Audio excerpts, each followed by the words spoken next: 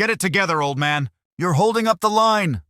The social worker's voice sliced through the stuffy air of the community center's lobby, sharp as a bayonet and twice as cruel. Her words, dripping with disdain, echoed off the faded linoleum floor, drawing every eye in the room to the frail figure at the front desk. The community center was a tired brick building in a small Ohio town, its walls plastered with peeling posters about senior services and flu shots. The air smelled of stale coffee and antiseptic, the kind of scent that clung to places where hope and bureaucracy collided. A fluorescent light flickered overhead, casting a harsh glow on the scene unfolding below. At the counter stood Clarence Thompson, a 93-year-old Korean War veteran, his hands trembling slightly as he clutched a worn leather wallet.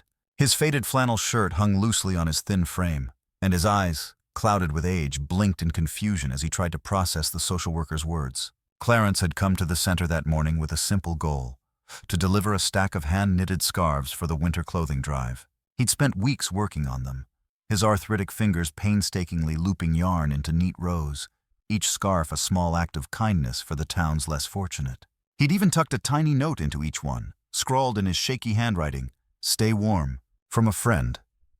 It was the kind of gesture that warmed a room, the kind that reminded people of quieter, kinder times. But now, as he fumbled to explain himself, the social worker, her name tag read Mandy, case manager, rolled her eyes and tapped her manicured nails on the counter. "Look, I don't have time for this," Mandy snapped, her voice loud enough to make an elderly woman in a nearby chair flinch. "You can't just wander in here and drop off, whatever this is. Do you even know where you are?"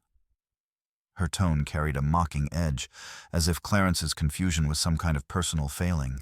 A few people in the waiting area shifted uncomfortably, their eyes darting between the counter and their phones. One man, scrolling through his screen, muttered something under his breath, while a young mother hushed her fidgeting toddler, her face tight with second-hand embarrassment.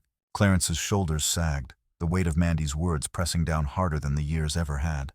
He opened his mouth to respond, but the words caught in his throat, tangled in the fog of his memory. He knew he'd meant to say something about the scarves, about the kids who'd be cold this winter, but his mind felt like a radio stuck between stations, crackling with static.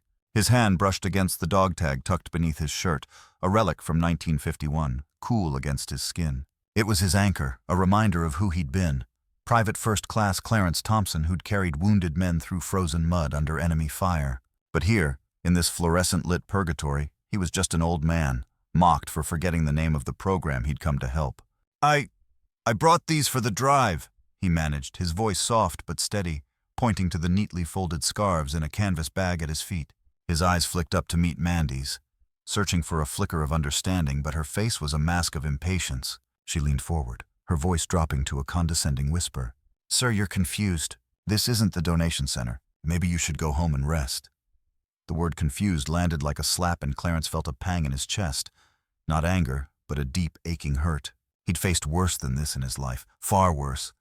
But the sting of being dismissed, of being reduced to a nuisance, cut deeper than he'd expected. Around him, the lobby buzzed with small, uncomfortable reactions. A teenager in the corner snickered, his phone camera subtly angled toward the counter, capturing the moment for some fleeting post on social media. An older man in a baseball cap shook his head, muttering, "That's no way to talk to him." But no one stepped forward. No one spoke up. The silence felt heavier than the words themselves, a collective failure that hung in the air like dust.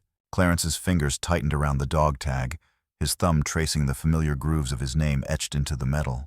He wanted to say something, to tell her about the scarves, about the kids, about the war that still lived in his dreams. But the words wouldn't come.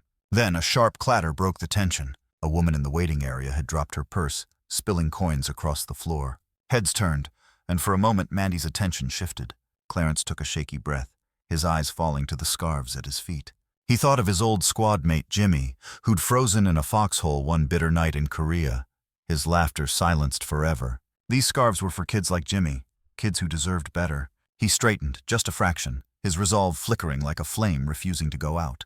Outside, the faint sound of a car engine rumbled, growing louder, closer. A shadow passed across the glass doors, and the murmur of voices from the parking lot carried faintly into the lobby. Something was shifting, though Clarence couldn't yet see it. The air felt charged, like the moment before a storm breaks. We've only just begun this story, but trust me, it's about to get even more intense. Stick around to see what happens when Clarence faces an even greater injustice. The community center's lobby felt like a pressure cooker, the air thick with tension and the faint hum of fluorescent lights. Clarence Thompson stood at the counter, his weathered hands still clutching the canvas bag of scarves, each one a testament to his quiet determination to do something good. The sting of Mandy's mocking words, "Maybe you should go home and rest," still burned in his chest, but he wasn't ready to walk away. Not yet. His fingers brushed the dog tag beneath his shirt, the cold metal grounding him, pulling him back to a time when he'd faced worse than a sharp-tongued social worker. But the lobby, with its curious onlookers and stifling silence, felt like a battlefield of a different kind. Mandy leaned back in her chair, her arms crossed, a smirk playing on her lips as she glanced at the clock above the counter. "Sir, I'm serious," she said, her voice laced with exasperation. "You're wasting everyone's time. If you can't even remember why you're here, how do you expect me to help you?" Her words were a deliberate jab, each one landing harder than the last. A woman in the waiting area coughed awkwardly, her eyes fixed on the floor, while a young man in a hoodie scrolled faster on his phone, his fingers betraying a nervous energy. The teenager who'd been filming earlier now whispered something to his friend, their laughter a low, cruel hum that made Clarence's jaw tighten. "I'm not confused," Clarence said, his voice low but firm, the words scraping past the lump in his throat. "These scarves are for the kids, for the clothing drive. I made them myself." He nudged the bag forward, the soft thud of fabric against the counter sounding louder in the quiet room. His eyes, clouded but sharp with purpose, locked onto Mandy's. For a moment he thought he saw a flicker of doubt in her expression, but it vanished as quickly as it came. Mandy sighed, loud and theatrical, as if dealing with Clarence was the worst part of her day. "Okay, fine," she said, standing up and snatching the bag from the counter. "I'll take them. But don't expect me to play fetch with every random donation that walks in here." She tossed the bag onto a chair behind her, one of the scarves slipping out and landing on the floor. The sight of it, a bright blue scarf with a carefully folded note pinned to it, felt like a punch to Clarence's gut. He remembered the nights he'd spent knitting it, his fingers aching, his mind drifting to memories of cold winters in Korea, of soldiers who never made it home. That scarf wasn't just yarn. It was a piece of him, a piece of his promise to keep giving, no matter how many years had passed. "You don't understand," Clarence said, his voice rising slightly, a rare edge of frustration breaking through. "Those are for kids who don't have anything, kids who are cold. You can't just—" He stopped, his breath catching as Mandy cut him off with a dismissive wave of her hand. "Sir, I get it. You're trying to be a hero, but this isn't a war zone, and I'm not your enemy." Her tone was patronizing, like she was explaining something to a child. She leaned forward, her voice dropping to a conspiratorial whisper that carried to every corner of the lobby. "Maybe if you took your meds, you'd remember where the donation center actually is." A few people in the waiting area gasped, and the teenager's phone angled higher, capturing every second of the exchange. Clarence felt his face flush, not with shame, but with a slow-burning anger he hadn't felt in decades. His hand gripped the dog tag tighter, the edges biting into his palm. The lobby was no longer silent. Whispers rippled through the crowd like wind through dry grass. An elderly woman in a knitted sweater shook her head, her lips pressed into a thin line. "That's no way to talk to a veteran," she muttered, loud enough for the person next to her to nod in agreement. But Mandy didn't notice or didn't care. She turned to her computer, her fingers clacking on the keyboard as if Clarence had already ceased to exist. The dismissal was worse than her words, a cold reminder that to her, he was nothing more than a nuisance, an old man who didn't belong in her neatly ordered world. Clarence's mind raced, fragments of memory flickering like an old film reel. He saw Jimmy's face, frozen and pale in that Korean foxhole, heard the whistle of artillery overhead, felt the weight of a wounded comrade slung across his shoulders. He'd carried men to safety, men who'd called him brother, men who'd trusted him with their lives. And now, here he was, reduced to a punchline in a community center lobby. The injustice of it clawed at him, but so did the doubt. Maybe she was right. Maybe he was confused. Maybe he didn't belong here anymore. The thought was a knife, twisting deeper with every second he stood there, ignored. But then, a new sound broke through the haze, a sharp, deliberate cough from the back of the lobby. Heads turned as a man in a crisp suit stood up, his presence commanding the room like a general stepping onto a battlefield. He was older, maybe in his 60s, with a silver crew cut and a posture that spoke of authority. His eyes, sharp and unyielding, locked onto Mandy, then softened as they landed on Clarence. The crowd parted slightly as he moved forward, his polished shoes clicking against the linoleum. In his hand, he held a small folded piece of paper. A photograph, Clarence noticed, though he couldn't make out the details. "Excuse me," the man said, his voice calm but carrying the weight of someone used to being heard. "I think we need to have a conversation." Mandy froze, her fingers hovering over the keyboard, her smirk fading. The teenager lowered his phone, sensing something bigger was about to unfold.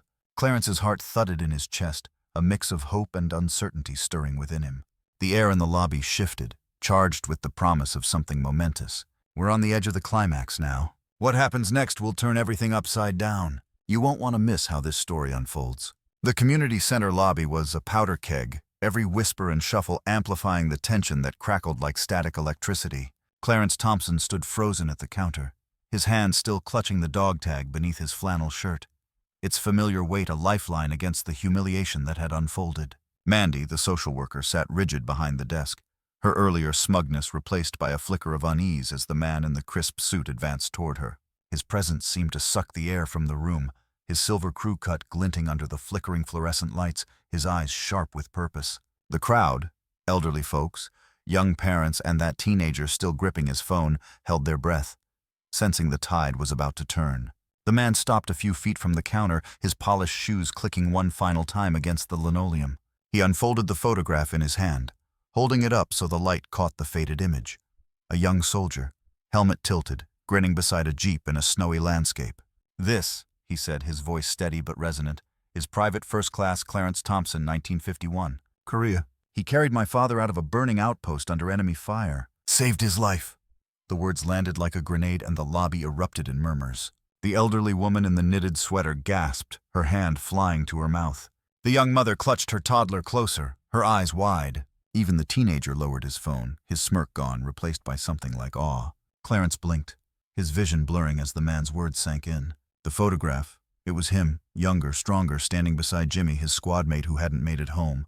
His chest tightened, not with pain, but with a flood of memories, the bite of winter air, the crack of gunfire, the weight of a wounded man on his shoulders. He hadn't seen that photo in decades, hadn't known it existed. His gaze flicked to the man and recognition dawned.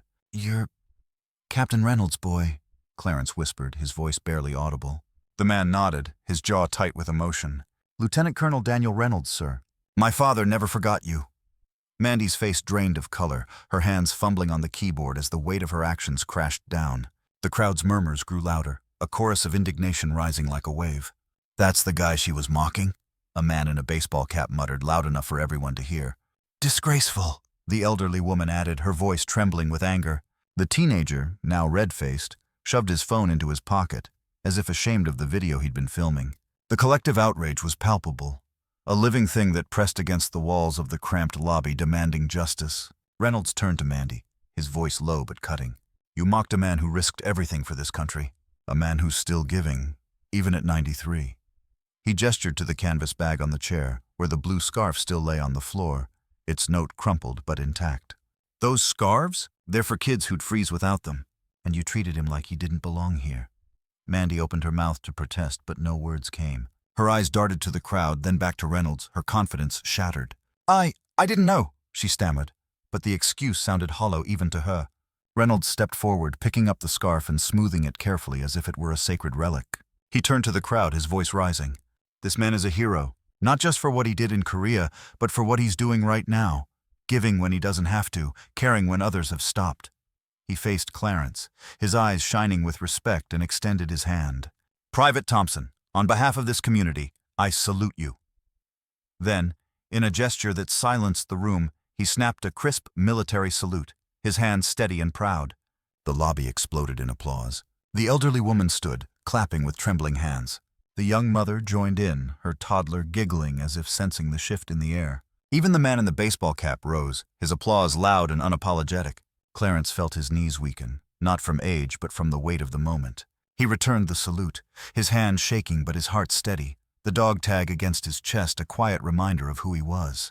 For the first time in years he felt seen, not as a confused old man but as Clarence Thompson, soldier, survivor, hero. Mandy slumped in her chair, her face a mask of shame, as Reynolds turned to her supervisor, a middle-aged woman who'd just emerged from a back office, drawn by the commotion. "Ma'am," Reynolds said, his tone leaving no room for argument, "this employee needs retraining, and this man deserves an apology." The supervisor nodded, her expression grim as she looked at Mandy, then at Clarence. "Mr. Thompson," she said, stepping forward, "I'm so sorry. This is not who we are. Your scarves will be distributed today, and we'll make sure everyone knows they came from you." As the crowd continued to clap, A young girl, maybe 7 or 8, broke free from her mother and ran to Clarence, wrapping her arms around his legs. "Thank you for the scarves, mister," she said, her voice bright and clear. Clarence's eyes welled up and he patted her head, his voice catching. "You're welcome, sweetheart." The moment was a snapshot of redemption, a small but powerful victory against the indifference that had tried to crush him. Outside, the rumble of engines grew louder, and through the glass doors, Clarence saw a group of veterans. Some in old uniforms, others in leather vests adorned with patches, gathering in the parking lot, their motorcycles gleaming in the afternoon sun. They'd come for him, drawn by a call from Reynolds, ready to honor one of their own. The sight was a promise, a reminder that he wasn't alone. The lobby doors swung open and the veterans stepped inside, their boots heavy on the linoleum, their faces a mix of pride and defiance. One of them, a burly man with a gray beard, held up a sign that read, "Honor our vets." The crowd parted and Clarence felt a warmth spread through him, a sense of belonging that had been buried under years of quiet endurance. This was his victory, not just over Mandy's cruelty, but over the doubt that had crept into his heart. He stood taller, the dog tag gleaming faintly as it caught the light, a symbol of a life that still mattered. "This is the climax you've been waiting for." Clarence stood up to injustice, and the community stood with him. The moral is clear. Respect isn't just owed, it's earned, and it's never too late to fight for it.